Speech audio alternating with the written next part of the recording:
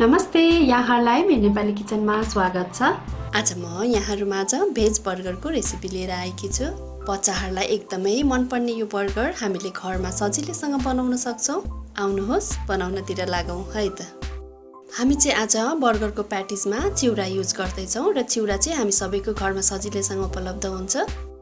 अब यो 1 कप चिउरालाई मैले छन्नीमा राखेर माथिबाट पानीले भिजाउँदै छु। चिउरालाई राम्रोसँग भिज्न दिने र एकछिनसम्म यतिकै छाडिदिने। अब एउटा कराईलाई ग्यासमा तताएर त्यसमा 2-3 चम्चा तेललाई राख्ने। तेल तातिसकेपछि सानो चम्चाको आधा चम्चा जिरालाई यसमा फुराउने।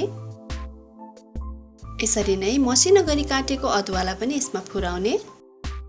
स्वादअनुसार काटेको हरियो खुर्सानीलाई पनि यसमा फुराउने।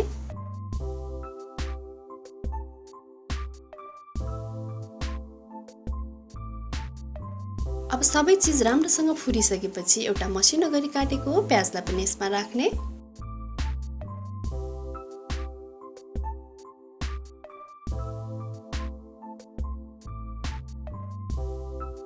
प्याजलाई एकैछिन भुटिसकेपछि यसमा मसिनो गरी काटेको क्याप्सिकमलाई पनि मैले राखेकी छु।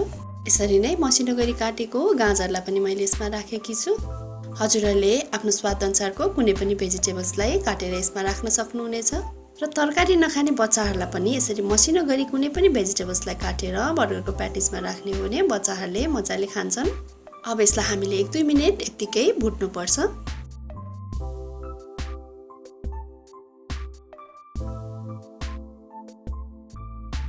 र अब चाहिँ उसिनेको आलुलाई मसिनो गरी म्यास गरेर मैले यसमा राख्दै छु। हजुरहरूले कति जनालाई बर्गर बनाउने हो त्यही अनुसार आलुको क्वान्टिटी राख्न सक्नुहुनेछ।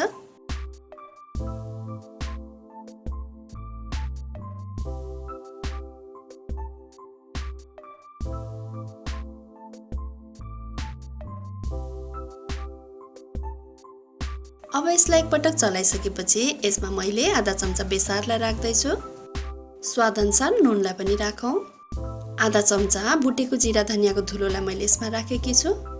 सानो चम्चाको 1 चम्चा चाट मसलालाई पनि राखौं। 1 चम्चा कश्मिरी खुर्सानीको धुलोलाई पनि राखे।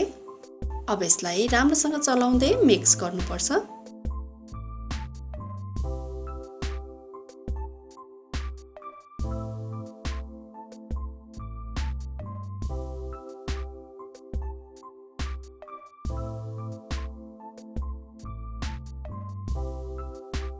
अब आलुलाई एकैछिन चलाउँदै पकाइसकेपछि अघि हामीले भिजाएर राखेको चिउरालाई पनि अब राम्रोसँग म्यास गर्नुपर्छ।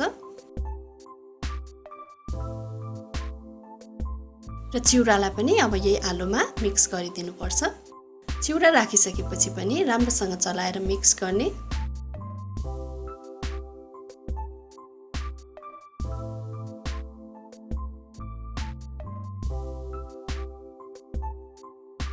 अब यतिको भइसकेपछि चाहिँ हामीले ग्यासको फ्लेम अफ गरेर आलुलाई सेलाउन राख्नुपर्छ। र यसलाई हामीले 5-10 मिनेट फ्रिजमा राख्यौं भने चाहिँ यो छिटै सेलाउँछ र यो राम्रोसँग सेट पनि हुन्छ। र अब चाहिँ मैले 10 मिनेट फ्रिजमा राखेर आलु राम्रोसँग सेलाइसकेको छ। अब यसबाट हामीले एउटा भागलाई लिएर हातमा यसरी गोलो बल बनाउनु पर्छ। र यसको बीचमा मैले अलिकति प्वाल बनाएर कोरेसम्म कोरेको चीजलाई राख्दै छु। यो चाहिँ अप्सनल हो। यदि हजुरहरुसँग चीज छ भने चाहिँ यसरी राख्नु भयो भने यसको टेस्ट एकदमै मिठो हुन्छ। अब यो चीजलाई चारैतिरबाट पुरिदिनु पर्छ र यसलाई गोलो बल बनाउँदै हामीले हल्का हातले चेप्टाउँदै यसलाई चेप्टाउँदै जानुपर्छ।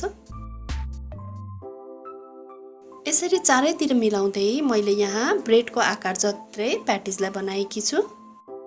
र यहाँ चाहिँ मैले बर्गरको ब्रेडलाई लिएर बीचमा यसरी काट्दै छु।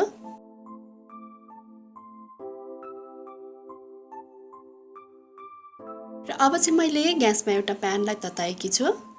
यसमा थोरै मात्रामा घिउ अथवा बटरलाई राख्ने। अब अघि हामीले काटेको ब्रेडलाई काटेको भागपट्टिबाट यसरी सेकाउने।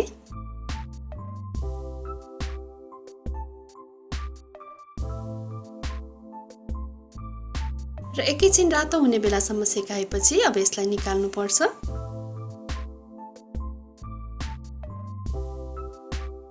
अब सेम प्यानमा म अलिकति तेललाई राख्दै छु।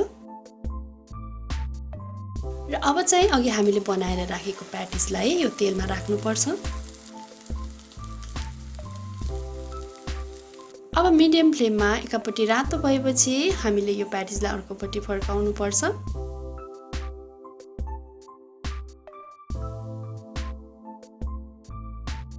अब दुवैतिरबाट यसरी रातो भएर पाकिसकेपछि यसलाई बाहिर निकाल्नु पर्छ। यसरी नै हामीले सबै प्याटिसलाई बनाउँदै जानुपर्छ। अब यति भइसकेपछि चाहिँ हामी बर्गर तयार गर्छौं। अब यो ब्रेडको तलको भागमा हामीले टोमेटो केचपलाई राख्नुपर्छ र यसको माथिबाट म मेयोनिजलाई पनि राख्दैछु।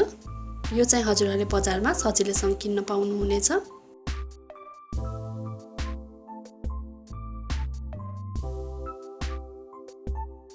र यसको माथिबाट चाहिँ म लेटस सागलाई राख्दैछु र यो लेटस चाहिँ हाम्रो गमलामा सानो सानो फलेको थियो, यसैलाई म यहाँ राख्दैछु।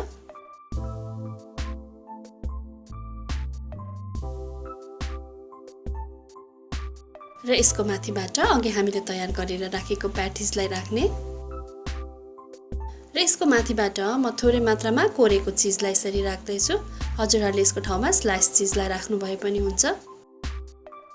र यसको माथिबाट पनि म थोरै मात्रामा टोमेटो केचप र मेयोनिजलाई थप्दैछु।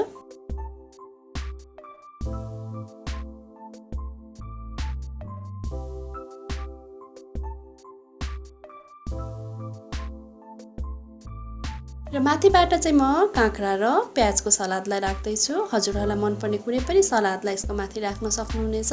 काँचो टमाटर मनपर्छ भने त्यो पनि राखेर खान सक्नुहुनेछ। र टपमा चाहिँ फेरि हामीले ब्रेडलाई राख्नुपर्छ र यसलाई अडाउनका लागि चाहिँ हामीले टुथपिक युज गर्न पनि सक्छौं।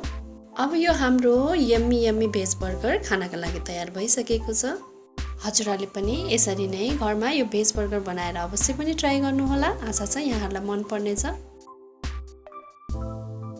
यहाँहरूलाई मेरो भिडियो कस्तो लाग्यो? मन पर्यो भने लाइक, कमेन्ट र शेयर अवश्य पनि गरिदिनु होला। यहाँहरूले मेरो नेपाली किचनको फेसबुक पेज र इन्स्टाग्राममा पनि मलाई फलो गरिदिनु होला। र यदि च्यानललाई सब्स्क्राइब गर्नुभएको छैन भने सब्स्क्राइब गरेपछि छेउमा रहेको बेल आइकनलाई अवश्य क्लिक गरिदिनु होला। यसले गर्दा मेरो नयाँ नयाँ भिडियोहरूको नोटिफिकेसन यहाँहरूमाझ सजिलै आउने गर्छ। हवस् त, यहाँहरूको दिन सुखमय बितोस्। धन्यवाद।